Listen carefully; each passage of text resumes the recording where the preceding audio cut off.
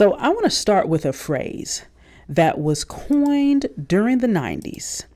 Okay, so this particular phrase was coined during the 90s. It truly encapsulates what I think anyone who's trying to talk to us in 2026 with the looming midterm elections should be talking about, or they probably aren't having as effective of a conversation as they'd hope with our community.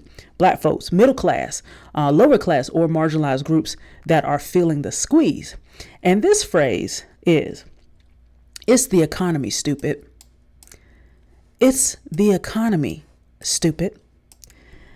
James Carville said this in 1992. He was a Democratic political strategist and advisor for Bill Clinton's presidential campaign.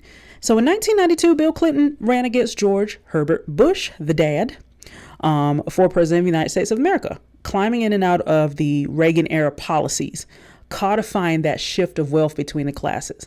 And in the midst of a recession, so this phrase really succinctly and unabashedly captured the true concerns at the heart of the American people at the time. And it was the way to resonate and reverberate, that if they stayed focused on this message, it would land with the average American.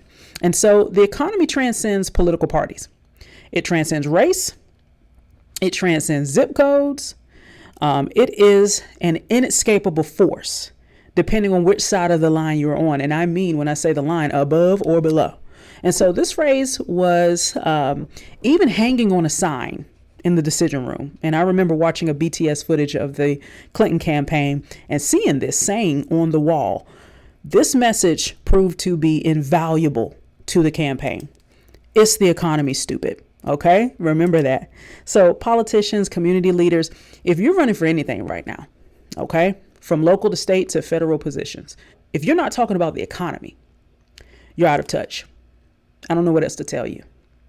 Unless you're immune to the economic changes, maybe you're a billionaire, or maybe you make, maybe you're upper middle class, maybe you make $300,000 a year and you think you are, but maybe you racked up debt and you are actually a layoff and emergency away from having to care about this economy. It's still, in 2026, it's the economy, stupid. So someone should have that on a campaign wall today. If you don't, you're missing the mark.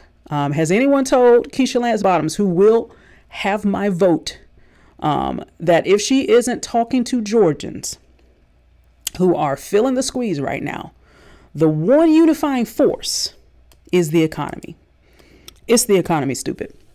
And so we've seen this before.